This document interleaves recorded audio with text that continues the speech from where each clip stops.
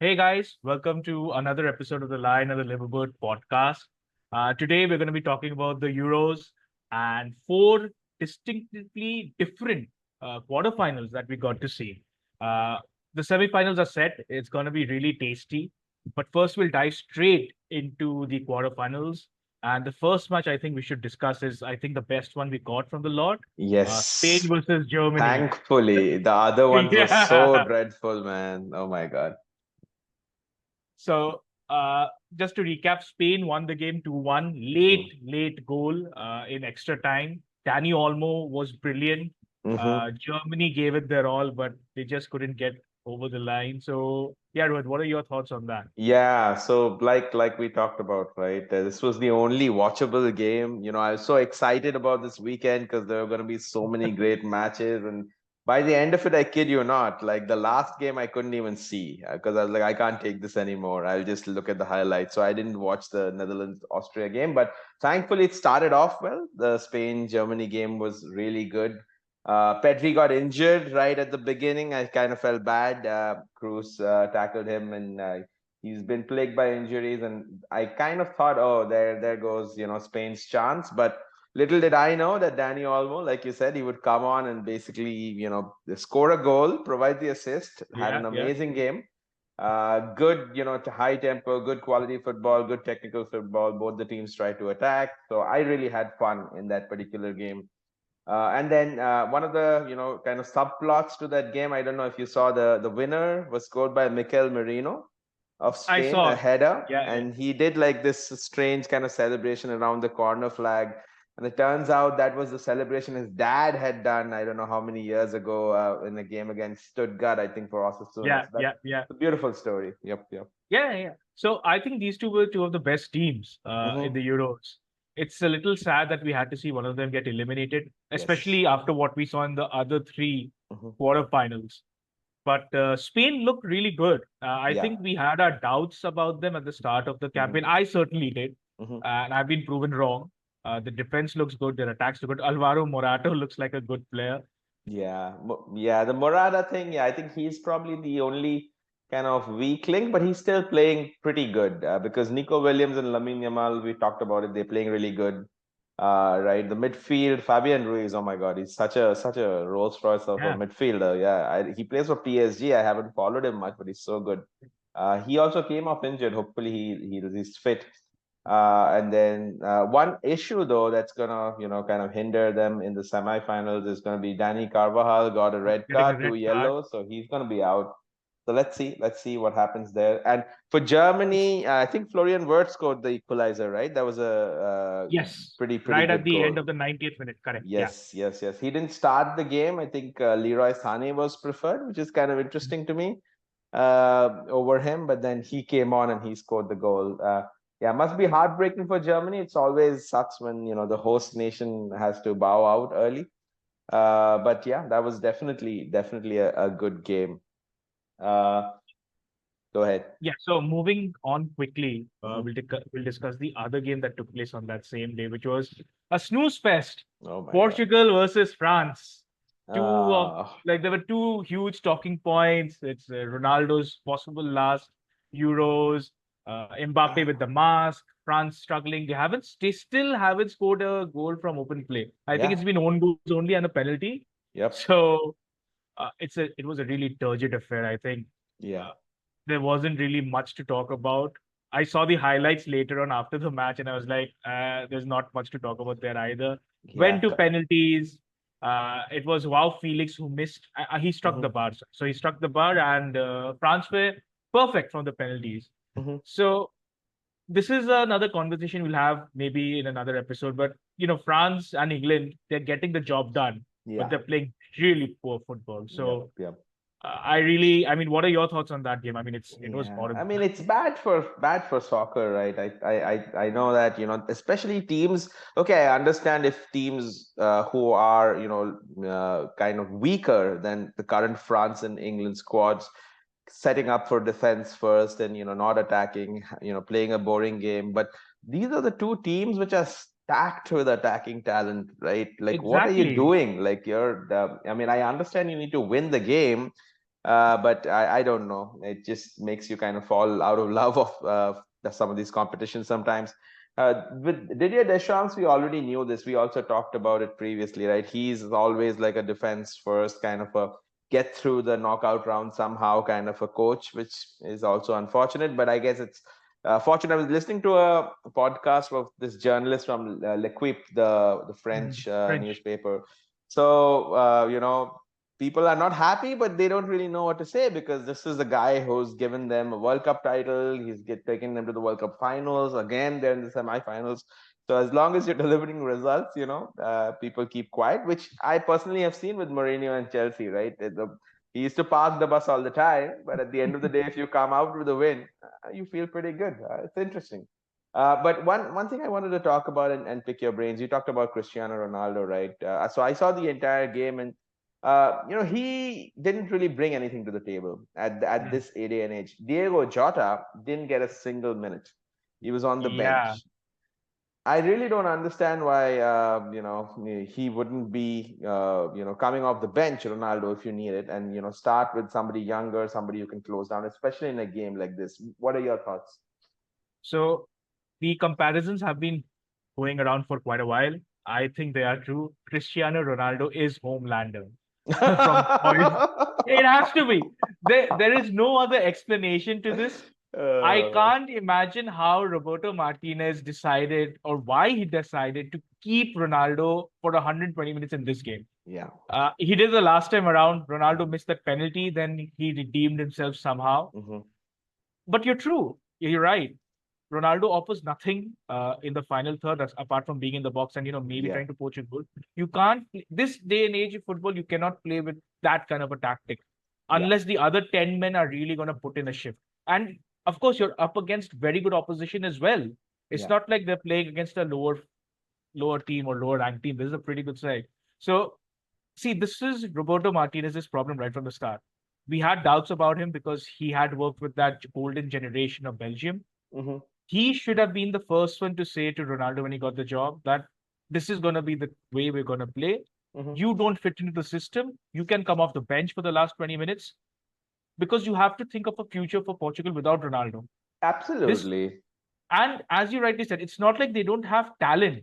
They have a Yeah. lot of good attacking talent, and it's Yeah. it's shocking that somebody like a Jota, who I believe is the best finisher at Liverpool, ahead of Salah, ahead of Darwin Nunes. I've said this And such a before. hard worker as well, right? Exactly.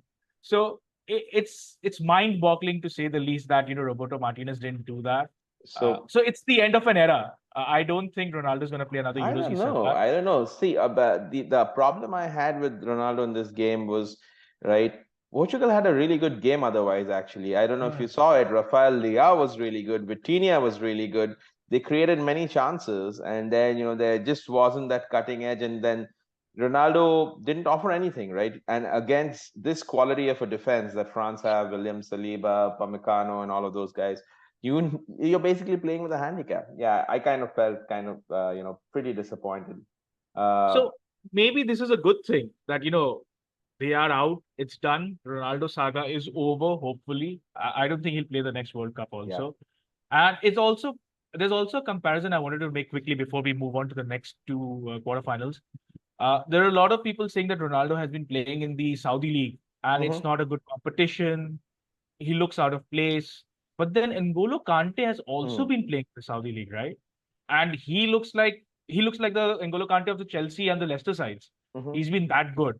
So I don't know. I mean, it's very strange that people keep blaming the Saudi league. Ruben Neves is also Yeah. from the Saudi I league, think and the he's been age doing is good. also a big thing, though, right? Like Kante is at least like 6 years or 5 years younger than Ronaldo, if not, Mm, anything more. So, he still has it in him, right? Ronaldo is basically now a penalty box poacher. yeah. Maybe even not even that, but against such quality opposition, there's no way.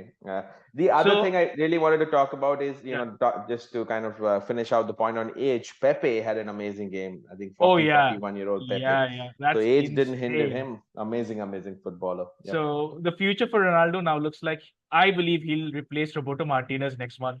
and he'll become Possible. the He'll man. keep playing, man. He'll keep Yeah, playing. he'll Player keep putting himself manager. on. Yeah. Yeah. Every last 10 minutes he'll come on. He'll score a goal against Liechtenstein or I don't know some random country and celebrate. So Yeah. I don't know. So yeah, it'll be fun. So Portugal still have a very bright future. It's Hmm. not doom and gloom, and it'll be interesting to see how Martinez deals with all of this talent. He's had the golden generation, as we've rightly said before. So Portugal, yeah, it's going to be a very interesting time without Ronaldo. Uh, Okay. Yes. Yes. Moving on to the other quarterfinal that we saw yesterday, it was England versus Switzerland, Yep. which was another terrible, Oh my terrible, God. terrible affair. Yeah. So I was out actually. I was at a family function. I was following it on my mobile, and I was looking at the game. I was like, "What am I looking at?" Yeah. I was actually enjoying the family function more than the football match, Can't which blame is you. the yeah, which is a typical thing, Yeah. which is yeah. But I don't know what Gareth Southgate was thinking with the formation, why Yeah. he decided to change it. It I didn't think work.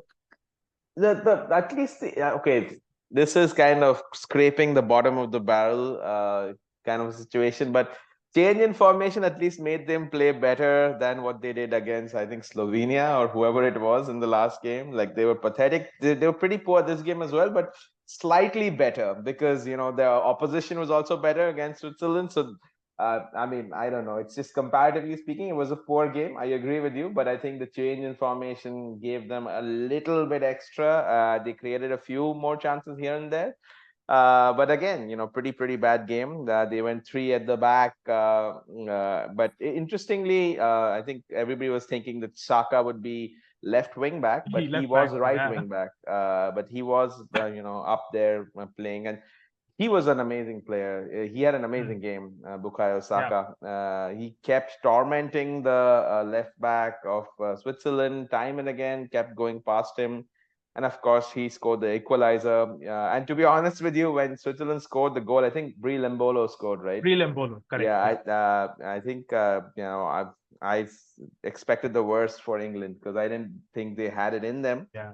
uh, to come back. But it was an amazing goal from Bukayo Saka, one of the shining lights of this team and one of the best The right only wingers shining out light. there.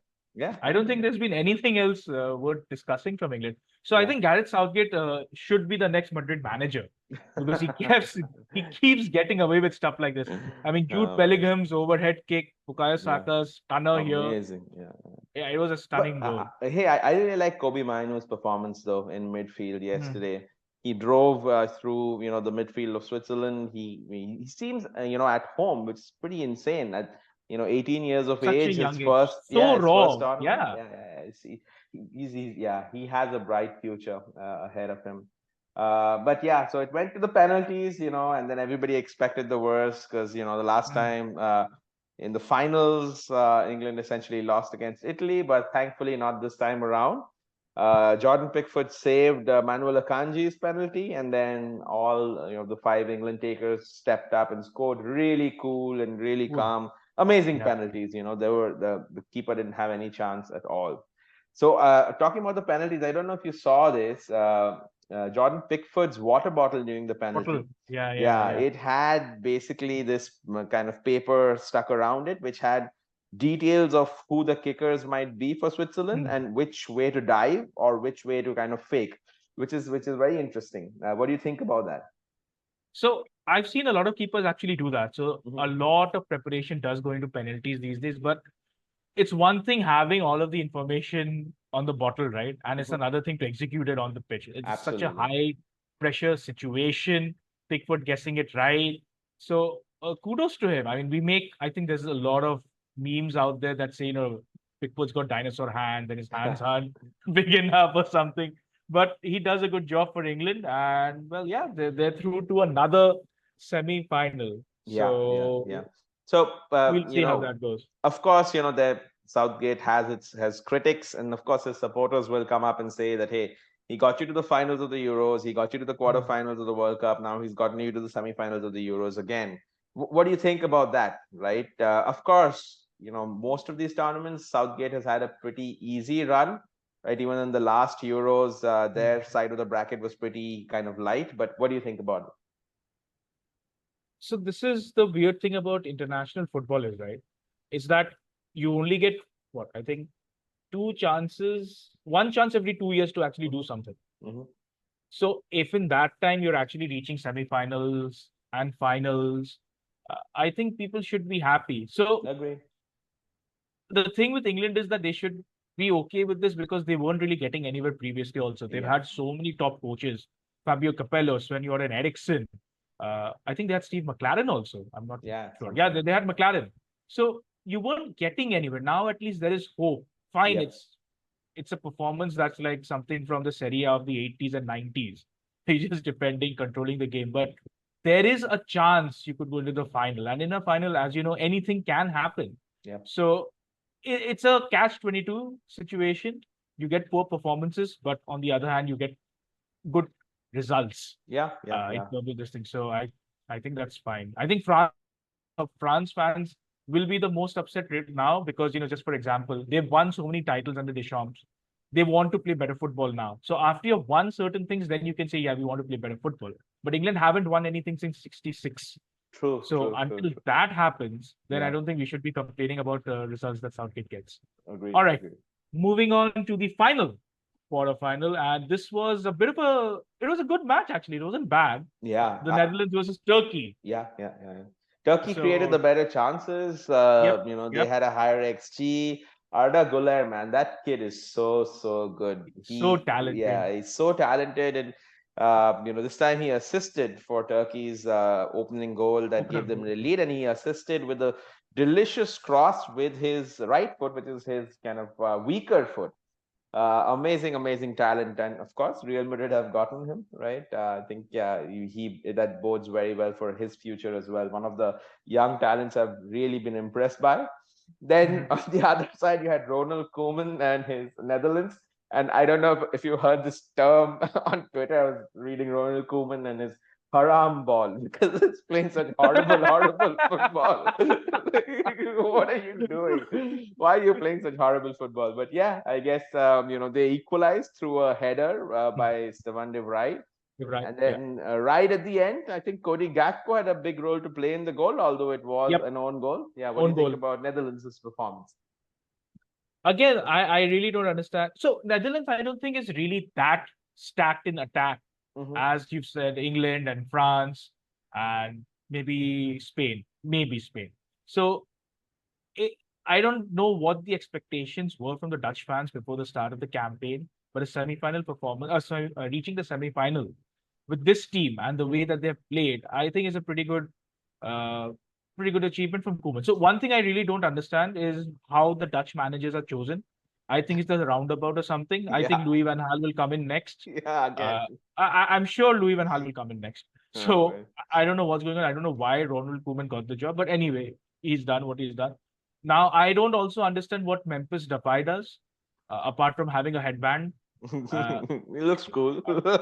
yeah, I really don't know. So the only positive that I've seen from the Dutch team is Cody Gakpo. I Gakpo has been think really good. Yeah, yeah. he's been really good. I think this is an outliner of what Liverpool should do with him next Hmm. season. Hmm. Please play him down the left. Hmm. Make Darwin play down the middle. Make Luis Diaz on the right. Whatever. But Cody Gakpo should not be played as a central midfielder, as a central attacking midfielder, or whatever. I think Arne Slot knows that. I hope we get to see the best of him. And yeah, so Holland woke up right after they conceded the goal. Otherwise, it was a Yes. very slow match. They were again trying to control it. Uh, I don't know if this is like a tactic that all the top teams use now, but that goal woke them up. Turkey did have a few other chances to score, Yeah. but it would have been nice to have Turkey and Switzerland go through, fairy tales and all Yeah, that. yeah, But yeah, yeah. it is what it is. So the semifinals are now set. Okay.